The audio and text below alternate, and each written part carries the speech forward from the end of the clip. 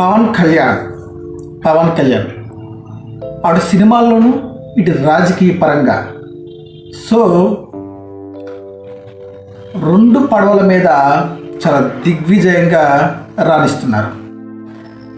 ప్రస్తుతం మన AP deputy సీఎంగా, అదేవిధంగా జాతీయ నాయకుడిగా కూడా చాలా చక్కగా రాణిస్తున్నారు. అలాంటి పవన్ కళ్యాణ్ గారికి ప్రముఖ కోలీవుడ్ నటుడు షెహానీ హుస్సేన్కి సంబంధం ఏంటి? ఈ విషయాలన్నీ చాలా చక్కగా వివరించడం జరుగుతుంది.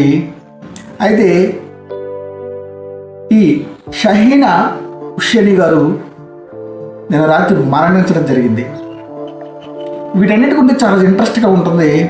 ఈ వీడియోని ఎక్కడా స్కిప్ చేయొద్దు. ముందుగా మీరు లైక్ చేయండి. అదేవిధంగా కొత్తగా ఎవరైనా వచ్చిన వారు ఉంటే సబ్స్క్రైబ్ చేసుకోవడం మర్చిపోవద్దు. ప్రముఖ కోలీవుడ్ నటుడు హుస్సేని మరణించడం జరిగింది. అతను ప్రముఖ నటుడు కూడా కోలీవుడ్లో, అదేవిధంగా 60 years అన్నమాట.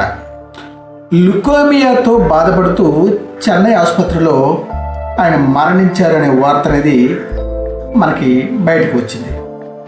సో హుస్సేని పవన్ కళ్యాణ్ గారికి ఉన్న సంబంధం ఏంటంటే, ఆయన దగ్గర పవన్ కళ్యాణ్ గారు మీరు అక్కడమ్మాయి ఇక్కడ అబ్బాయి చూసుకోవచ్చు చాలా.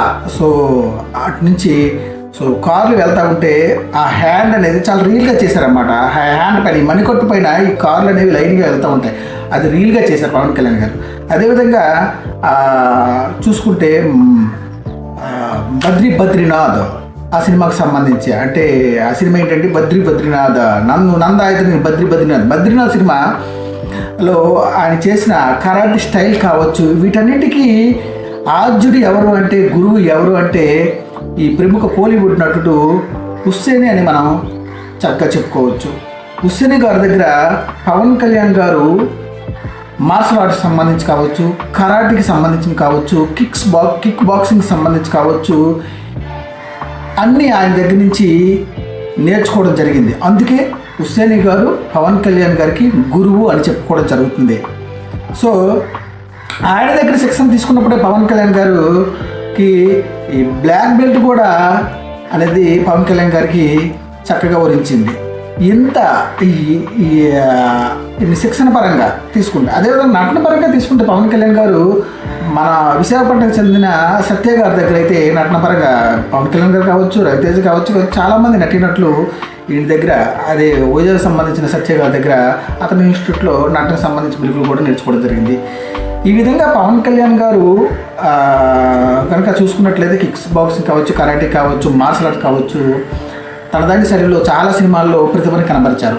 అలాంటి పవన్ కళ్యాణ్ గారిని ప్రస్తుత రాజకీయాల్లో ఉండడం వల్ల, ఎక్కువగా రాజకీయాల్లో ఉండడం వల్ల, ఎడతెరిపి లేకుండా విరామంగా పనిచేయడం వల్ల తన బాడీలో ఇప్పుడు ఏజ్ కూడా పెరుగుతుంది కాబట్టి తన బాడీలో ఎంతో కొంత స్వల్ప మార్పులు అనేవి జరుగుతుంది.